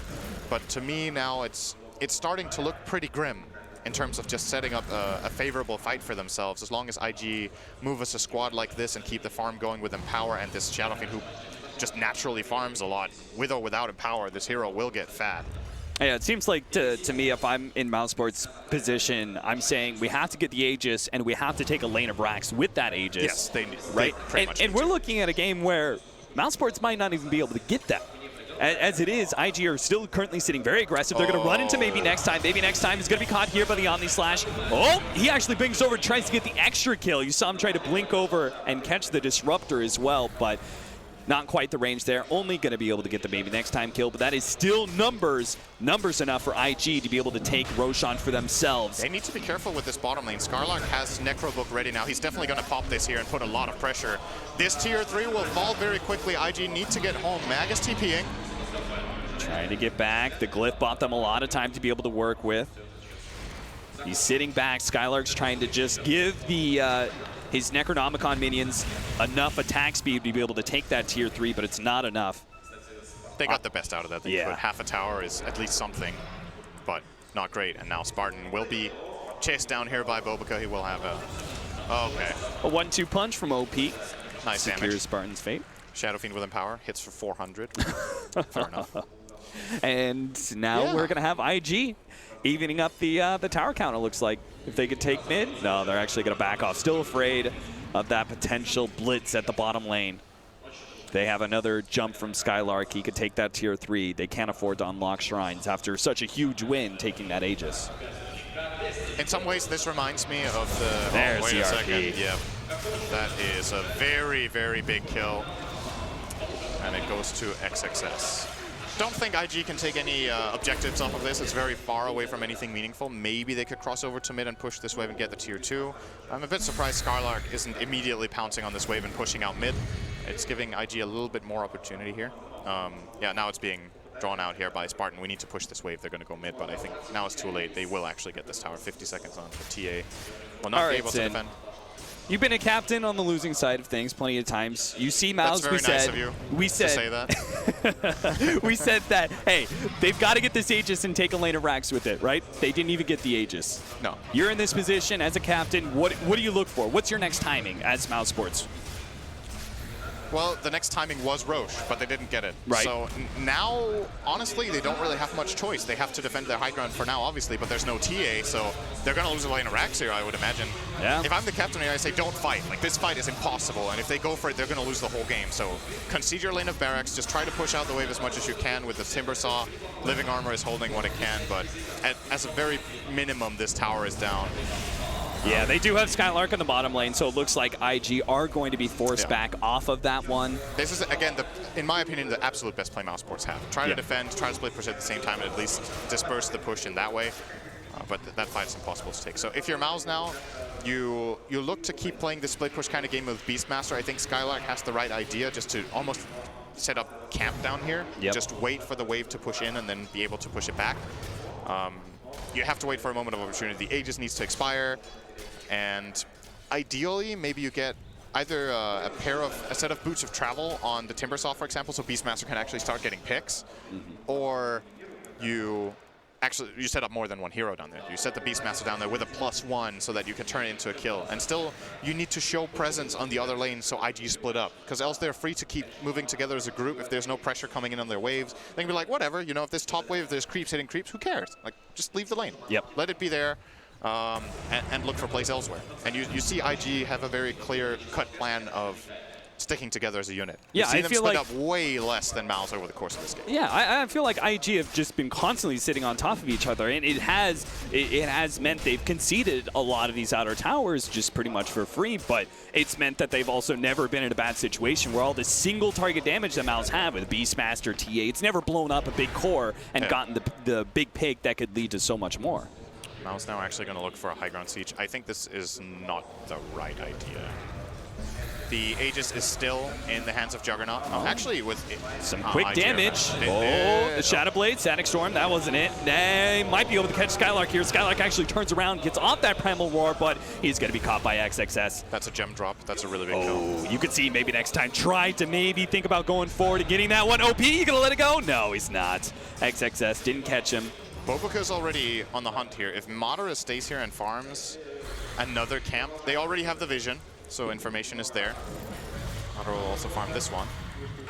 They're a bit too far away. Actually, he's getting pinged out here, so Madara will be able to escape more than likely.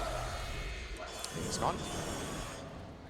Mouse quick to try and push out the bottom lane fast enough to keep their map control, but it's looking like IG may be able to take another objective, that tier 2 at top lane maybe, and before the push comes in, no, they're going to back up. Again, sticking together. This game, in a way, is reminding me of a game of the group stage where IG faced EG in that game. And IG had more of a team fight oriented lineup, and EG were playing Beastmaster with IO and Invoker, so they had like really hard split push. Yep. And they were looking for kills with this Beastmaster, and IG were playing a similar group up style. The issue that mousesports have in this game compared to EG is that they don't have an IO. I feel like it would change the entire dynamic of the game in this game if Mouse had one. See a Trian. Because then they would be able to play the split push way more effectively, but it's a lot harder for the heroes to move around the map. When you don't have travels on Timber or TA, Beastmaster just doesn't have the same threat to him on the map. They need to keep farming and keep showing on waves that are being pushed in and give information. There's always the Bounty Hunter X factor. Does he see me? Does he not? You don't really know what you're up against.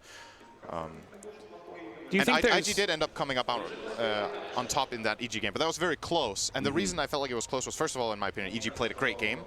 And they had more tools. I feel like mousesports tools are like semi-broken at this point. Like, they had the split push. It kind of played out for the first 25 minutes, but now they have no team fight, really. I mean, you could see they're willing to use these RPs and on these slashes. They're not worrying about the cooldown whatsoever, because if you look at the mousesports lineup, their only real semblance of strong team fight is Static Storm that's countered out by BKB and Timbersaw, who also can put out damage with that magic immunity. Yeah, so BKB is a really big deal in this game. The only hero who will really kill anything through it is the TA, but as we mentioned before, she's not really safe in these fights. It's hard for Thug to commit with confidence. You can see it on the kill score as well. He's 1-1-1. Like, the fights that mousesports have been able to find have not really involved his Templar Assassin very much. And I don't think he's played a bad game. I think it's just difficult to get into the kind of fights he wants. It felt exciting in a way, watching, you know, Mouse and seeing like, oh, they're taking all this control, but it really does seem like IG, they just made the read. And they're like, everything that they're taking, it doesn't matter. Because all we have to do is stick together, make sure we don't get into really nasty fights in the early game. And as soon as we hit our mid game, as soon as we hit BKBs, as soon as we have Mantas, those two items just kill their lineup. And now we're seeing mousesports struggling. They're kind of ratting things out. They're hoping to be able to force IG to split up, but it's just never happening. IG daring mousesports to ever face this 5-on-5. Something that could potentially get interesting would be if we saw a Hex come out on mousesports from the Timber. I think that could maybe shift things a bit. I do not believe there's any Lotus available in the Radiant just yet, no. They don't have a Lotus Orb. They're also not building into one as it looks right now. So that could maybe give them an opportunity to get some more picks and to set up a fight on their terms. The issue is, as you mentioned, like, this Timbersaw has a lot of net worth, but it's really useless right now. Like, his net worth is very hard to put into play. He has some really big items. He has the Lotus Orb himself. He has a Shiva's Guard, but this hero is only magical damage right now. Now there's going to be even an Aghanim Scepter coming out. His damage output is huge, but it doesn't it doesn't pay off unless they can set up the fight for him. And Now that suggests to me, though, is there a timing that swings back into mousesports' favor when the BKB start wearing low? Do you think ever that a 5-second BKB is just not enough, and finally we will see the impact of, you know, the Disruptor and the Timbersaw once again in this game? Because it feels like to me, with the suggestibilities going instead of the side, that he does feel like there is going to be another swing back in his favor that he can take advantage of. The problem is, so one of the quote-unquote BKBs is Juggernaut's spin. Right. And that's free. So he's had that the whole time. And Shadowfiend's BKB is 9 seconds. And because mousesports aren't able to set up fights, the chance for this BKB to drop low is very little. IG are just playing their advantage. They keep pushing and controlling the map now. They're farming out. And ultimately, the way this game is going, I could totally imagine there being one more BKB users here in the whole game. And that's a deciding fight that IG either take at Roche or in the mousesports base with the next Aegis, and they win. So realistically, that plan is unlikely to be successful. But at the same time, you don't have so much else to play for here. He's going to go for Octarine, it looks like, on Timber. Once again, I think Hex is the best chance they have left. But Blink Scythe and just see if you can get the right initiation. Yeah, because realistically, the Beastmaster is not going to be able to do it all on his own. You have to have some sort of control here to set things up. Spartan with his Blink, he kind of leads the way there with a smoke. Axe Disruptor is a wild card as well. We haven't talked about that yet. He's only 4,000 gold away. Kind of wish you had gone back for that 60 GPM talent now. Yeah. That would have helped a bit, at least. Yeah. But that wasn't the game plan, right? Like, no, mousesports, we're operating on a plan B when there was no plan B to begin with. Exactly. Like, I don't blame him for this choice. I also think 60 GPM is fairly weak overall. It's not that much when you look at the grand scheme of things. Like, in this game, how much would it have yielded him? He got level 10 at about... It'd be maybe 1,500 by now or something like that. Not a whole lot. Not even, I think. When did he get the talent? I think he got the talent at around minute 20. We said it was pretty early, wasn't it? Yeah, I think it was level 19. He had level 10, maybe. Okay. Something like that. So there's been 20 minutes since then. That's 1,200 gold. Yeah, close enough. So, yeah, but the point is, it wouldn't be close to an Not enough. And he is going for a Blink Dagger. I really like this build and Disruptor in general. I think you could say it's counterintuitive. You already have a spell that has 2 billion range, but now it has 2 billion plus 1,200. But it's just so he can set up the Static Storm. Once again, he can't rely on his teammates to set up the perfect Static Storm, so he needs to just hope that an opportunity presents itself where he can set up himself. And you need a Blink Dagger for that. There's no other. It's got to be the endgame Aegis for IG, and Mouse cannot afford to give it up. You're going to get him up to the cliff. Nice play there. But on the right-hand side, they are going to be able to get the Primal War, trying to blow up Burning. They do manage to get the silence onto him, but they need damage to be able to finish him off. Here comes Madara, but OP's already laid out the big one. Lays out that ultimate, has already finished off 2 members of Mouse, and ends up fighting against Madara. Decides against it, though. Backing away, IG read that this is potentially a fight that could still go bad. Now they go back in, trying to blow up Q. Thug is able to pick up that one, but Omni Slash is going to be able to take his life in return, and now that leaves IG just with a Timbersaw to be able to finish up. They have a buyback already. Thug is going to try and take advantage as IG move forward, but it looks like a quick call from IG has already forced them back, and they're going to lose no real big heroes for that fight whatsoever. Their 2 supports went down, and a buyback from the TA results in nothing. It says a lot that Madara, who is a 5-slotted Timber, or 4.5, got 600 gold for killing Bounty Hunter. That's bad news. And it's interesting. Well, they're going to get the Roche. That's what the buyback will give them here at the very least. So that's something. But again, can they set up? This has to be a go. And this is one of those moments where you're like crash and burn. You know, you try for a push, maybe it fails, it's over. But if you don't try, it's even worse. Like you have to try to play this moment now that you set up for yourself. But yeah, you need to consider when it comes to this game, the commentators, we can obviously always see the gold graphs and everything. The players don't have access to that, but they have access to the kill bounty. They can see in the game. Yeah. And the communication is flowing like that in the team. You're like, oh, we got 600 gold for this kill. So you try to like assess what the state of the game is based on that. You can get like a read on, okay, this kill was worth this much. The graph is probably in this area right now for us. And when you get 600 gold for a kill on a support at this point as the rich core, it points in, at the very least, a 5-digit direction, and probably a bad one. Great RP from XXS, recognizing that Thug was the real threat. If they lost Burning inside of that Static Storm, the fight could have just gone real terrible for IG. So he locks down that primary damage dealer, and Monterez the Timbersaw just couldn't get there fast enough to take the Juggernaut's life, and saving Burning ends up resulting in Thug dying a little bit later on to that Omni Slash. I'm wondering, speaking of burning, if he's going to consider BKB. I was thinking it could be something on his mind earlier in the game. He did go for the Eye of Scotty now. That fight looked a little bit scary, because if he dies, it can be hard. If he has BKB, I just don't see him dying. It's almost impossible. Yeah, literally the only way is just an axe from Disruptor, and we know that's not coming anytime soon. Yeah, so it could be an option, but I think Burning feels very confident in his team, and now with this Scotty, he's a lot tankier than he was before. So the kill is difficult. I still think it is possible for mousesports to bring him down in a roar if they combo everything on top of him, and that could set them up a fight. But they need to always be so wary of their positioning, even if it looks good and they can jump on this Juggernaut. They've got to all... They can't cluster up against Mag. Yeah, they've got to basically all funnel in and like focus down that one hero that's Primal Roar, but that just leaves easy RPs for XXS. That is a problem in their lineup as well. They need to come in close to deal damage. TA has that problem against Magnus inherently in every game. Timbersaw, to have his maximum damage output, also needs to come in, and you want to use the Whirling Death and the Timber Chain. If you only get your Chakrams out, that's not really significant enough. Right. And you have your Beastmaster, who, in order to set up the Roar in the first place, probably has to blink close to the Juggernaut. So you have this like weird dynamic for mousesports where they actually have really, really good damage, but it's so high risk for them to apply that damage in any sort of fight. This will be an interesting change-up. Look at IG's positioning, by the way. Oh, yeah. We, like, IG, they literally just play it safe as possible, right? We saw it from the last fight. The buybacks came out. They immediately backed up. Even before the buyback, they were grouping away and just kind of like, okay, let's back up. Let's see if, one of them overextend or something like that. Because this is it should be a straightforward win for IG, right? Like, they're the ones who are like 80% slated to win this game, if not more so. More, probably. The Aegis gave a little bit of chance to Mouse, but again, I've been saying this a lot, but it really is the star of the game. Can they even get themselves in a position where they can use the advantages that they have? And right. The problem here, what is really nice for IG here, I had a bit of a laugh at it, like they're sitting 5 heroes in their base, and mousesports is literally all their heroes on the opposite side of the map. Like, what are you scared of? Obviously, IG can't see it. The moment TA shows on the top wave, they start funneling out.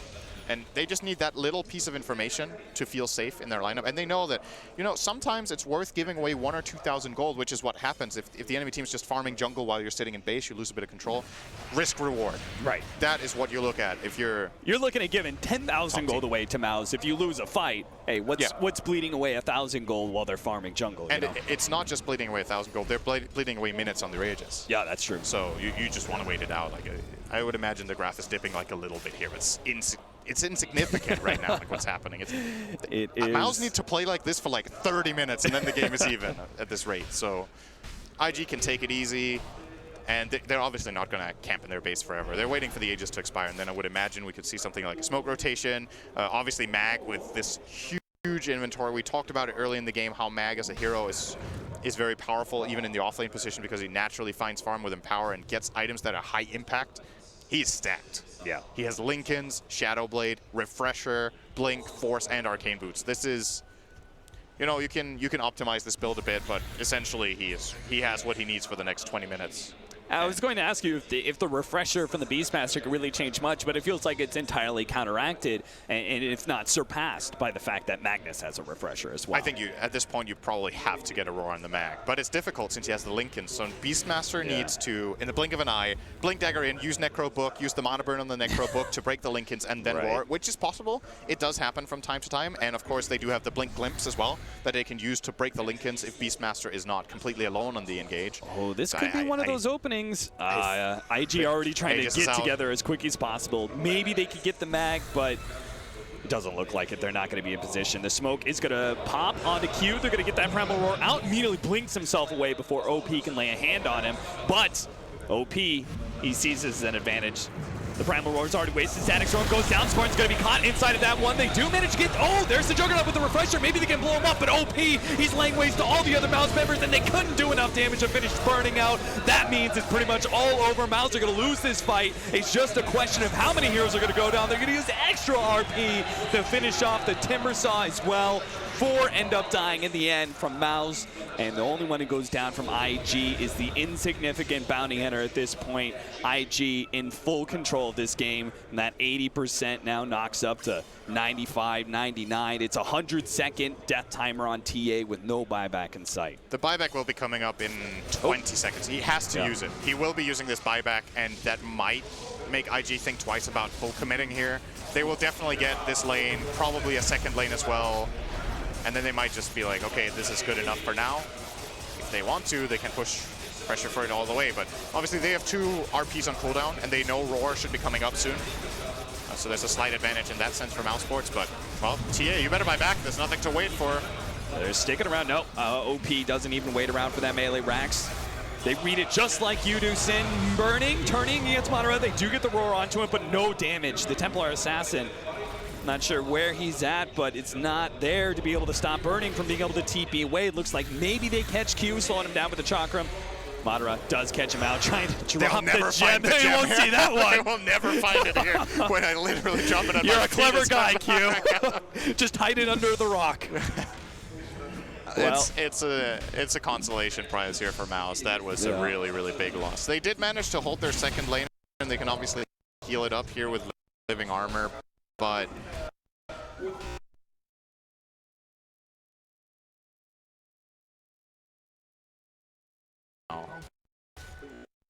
RP coming up in 20 seconds.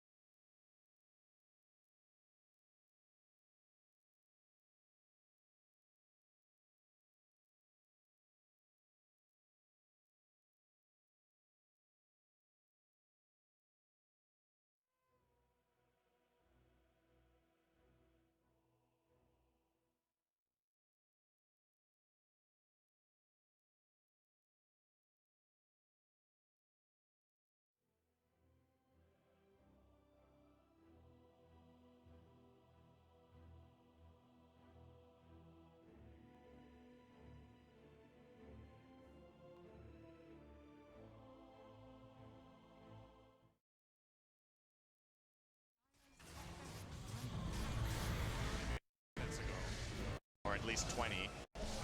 There's a buyback. But they need to have slow him down.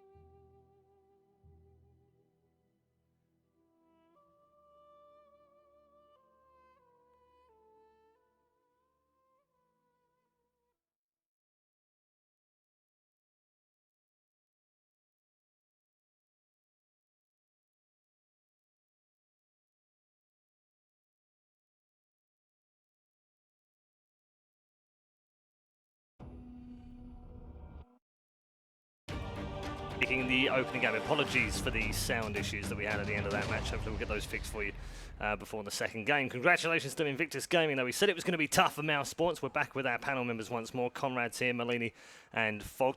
Conrad, we'll start with you. It was a tough game, but a great start from mousesports. Kind of gave them hope in the early game. Yeah, I really like what they did with that tri-lane there. You know, just giving pressure to Burning and they saw, oh, Baboka, is not going to be able to do as much to help save him here. But in the end, it didn't really work out.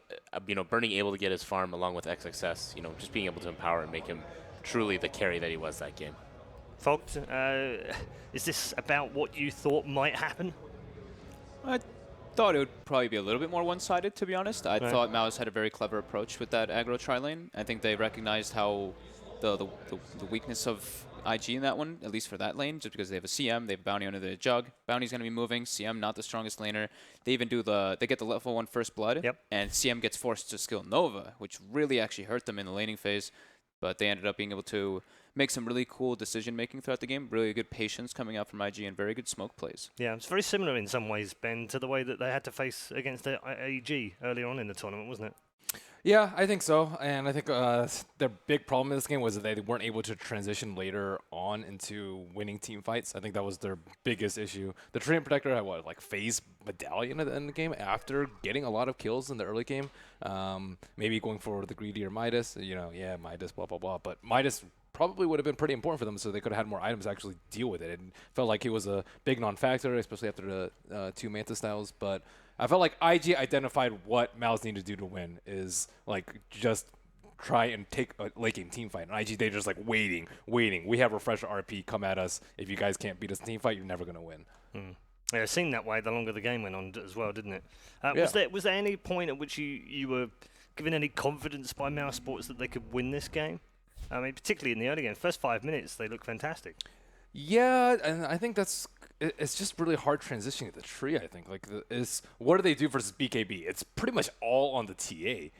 And once SF got BKB, he was kind of immortal. And they almost got Burning because he didn't buy BKB, but that was really the only opportunity that they had. I did like that play in the mid where they tried to kill Burning, and if they had gotten that kill, maybe things would have been a little bit different for them. But the avenue of winning for them was so slim at that point that they had to go for something desperate. Yeah, I like that point you made. XXS, maybe not just him personally, but maybe the team recognized it for him, but they were like, oh, okay. As soon as all the BKBs are pocked, he's all he really needed to do in those fights, he didn't need to land a 4-man RP, a 3-man RP. RP the TA, segregate the fight away from the tree ulti and the disrupt ulti because they have BKB, and then just kill the TA. All the damage is gone then. In terms of MVP, Burning went 10-1-8 in the end. Also, endgame Rampage, we'll give him that. He chased it. Is he the MVP? I think so. I think he played just really his job. He did exactly what he needed to do in that game. It wasn't spectacular, was it, by any means? We've seen much more spectacular games from him before, but did deliver what his team needed for, and as you can see, above average on every area of statistics as well. He itemized very well for Empower. He had a ton of agility, just so much agility. He was hitting very, very, very hard. So they just scaled much, much better, whereas all you really have on Dire side was Inner Beast. Yeah, I really like the Blink Dagger that he brought there. Just being able to get right into the action and be able to get into the, TA and Timbersaw and Beastmaster and try and burst them before anything else happens. Yeah, really cool decision-making coming out from IG in this game, though. Just when you see that one big Roche play that they did go for on the side of mousesports, they buy back Thug and they run straight to the Roche, and you see IG were just in no way wanting to contest that one. They just sit back, they smoke out, wait for the lanes to push out, and then they go for their own type of opportunity. They were very collected and just understood what they needed to do, like Ben said. Yeah. Okay. We are headed towards our second draft, of course. Another chance for Mouse to get back into this game, and if they lose it, that's it. They're done here at the Kiev Majors. A big game ahead for them as well, and all 5 members of their team. Shiva, once again in action before this tournament began, caught up with a number of the players, including Skylark from mousesports.